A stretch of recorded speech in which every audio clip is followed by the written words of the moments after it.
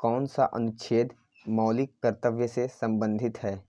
अनुच्छेद 15, अनुच्छेद 17, अनुच्छेद 24, अनुच्छेद 51 क। तो इसका राइट आंसर होगा ऑप्शन डी, अनुच्छेद 51 क। तो चलते हैं अगले क्वेश्चन पे। मंत्री परिषद में शामिल नहीं है कैबिनेट सचिव, कैबिनेट मंत्री, राज्य मंत्री, बिना विभाग के मंत्री। तो इसका राइट आंसर होगा ऑप्शन ए, कैबिनेट सचिव। कैबिनेट सचिव जो है मंत्री परिषद में शामिल नहीं होता है। अनुच्छेद 74(1) में मंत्री परिषद का उल्लेख किया गया है। कभी कभी एग्जाम में पूछा जाता है मंत्री परिषद किस अनुच्छेद में है, तो अनुच्छेद 74(1) में। भारत में प्रथम उप प्रधानमंत्री कौन थे? जवाहरलाल नेहरू, गुलजारी लाल नंदा, सरदार वल्लभ भाई पटेल या इनमें से कोई नहीं। तो भारत के प्रथम उप प्रधानमंत्री, तो इसका राइट आंसर होगा ऑप्शन सी, सरदार वल्लभ भाई पटेल। जैसा कि आप सभी को मालूम है कि मैं आरपीएफ, एसआईओ कांस्टेबल के लिए ये प्रैक्टिस से चला रहा हूँ। आप लोग अपना प्यार इस चैनल पे बनाए रखें। चलते हैं अगले क्वेश्चन पे। किस संशोधन ने नागरिक स्थानीय सरकारों संवैधानिक दर्जा दिया था? किस संशोधन ने नागरिक स्थानीय सरकारों को संवैधानिक दर्जा दिया गया था? 71, 72, 73 या 74वां? तो इसका राइट आंसर होगा ऑप्शन डी, 74वां। ठीक है, तो चलते हैं अगले क्वेश्चन पे। इसके बारे में ये भी जान लीजिए कि संविधान में भाग 9 ए जोड़कर नगरीय स्थानीय सरकारों को संवैधानिक दर्जा दिया गया था। कौन सा भाग? 9 ए को जोड़कर। ठीक है। मोहनजोदड़ो का सबसे बड़ा भवन कौन सा है? स्तंभ हॉल, विशाल स्नानागार, धान्यागार या 2 मंजिला मकान?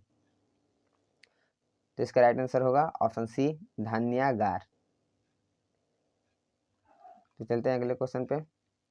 मोहनजोदड़ो का धान्यागार जो है 45.71 मीटर लंबा तथा 15.23 मीटर चौड़ा होता है। ठीक है। चंद्रगुप्त मौर्य के बाद मौर्य सिंहासन पर कौन बैठा? बिंबिसार, विष्णुगुप्त, बिंदुसार या अशोक? तो इसका राइट आंसर होगा ऑप्शन सी, बिंदुसार। चंद्रगुप्त मौर्य के बाद मौर्य सिंहासन पर बिंदुसार बैठा था। किस देश को गन्ने का जन्म स्थान कहा जाता है?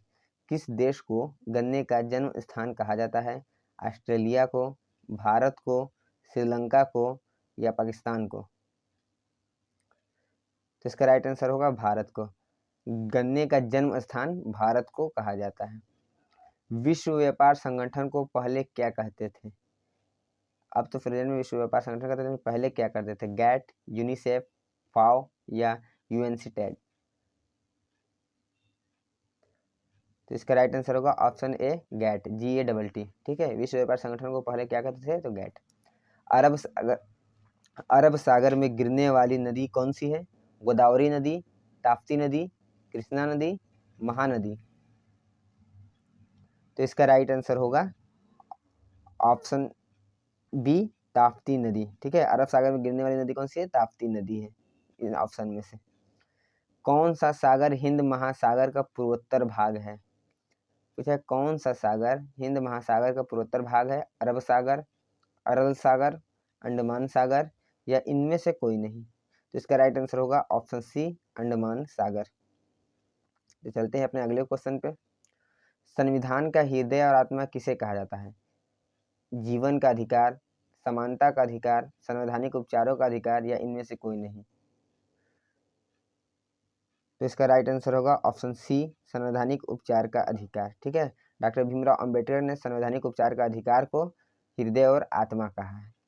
और श्रव्य तरंगे की आवृत्ति होती है 20 हर्ट्ज से कम, 1000 हर्ट्ज से अधिक, 50 हर्ट्ज से अधिक या इनमें से कोई नहीं?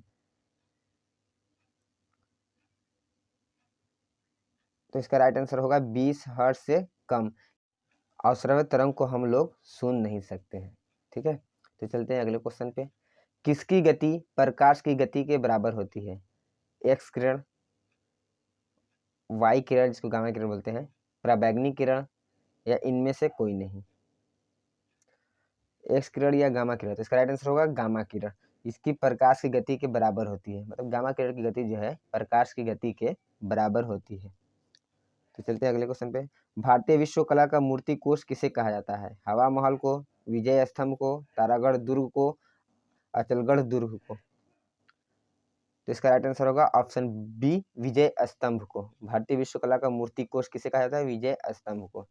राज्यपाल की नियुक्ति कौन करता है? राष्ट्रपति करता है या प्रधानमंत्री, मुख्य न्यायाधीश या मुख्यमंत्री?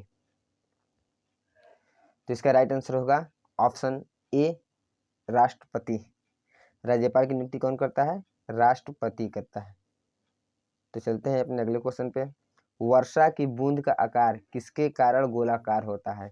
श्यानता के कारण, पृष्ठ तनाव के कारण या गुरुत्व के कारण या इनमें से कोई नहीं? वर्षा की बूंद देखे होंगे आप लोग, वो गोलाकार होता है, वो किसके कारण होता है? तो इसका राइट आंसर होगा ऑप्शन बी, पृष्ठ तनाव के कारण। तो चलते हैं अगले क्वेश्चन पे। हीमोग्लोबिन में कौन सी धातु होती है? कॉपर पे धन 1 चार्ज, आयरन पे धन 1 चार्ज, मैग्नीशियम पे धन 1 चार्ज, जिंक पे धन 1 चार्ज। तो इसका राइट आंसर होगा ऑप्शन बी, आयरन पे धन 1 चार्ज। हीमोग्लोबिन में क्या पाया जाता है? आयरन पाया जाता है। ठीक है, तो चलते हैं अगले क्वेश्चन पे। चीनी का कटोरा किस देश को कहा जाता है? ऑस्ट्रेलिया को, जापान को, क्यूबा को, ब्राजील को। तो चीनी का कटोरा किस देश को कहा जाता है? तो इसका राइट आंसर होगा ऑप्शन सी, क्यूबा को। क्यूबा को चीनी का कटोरा कहा जाता है। आप सभी को यह वीडियो कैसी लगी कमेंट बॉक्स में कमेंट करके ज़रूर बताएं। अगर वीडियो अच्छी लगी तो लाइक और सब्सक्राइब करना ना भूलें।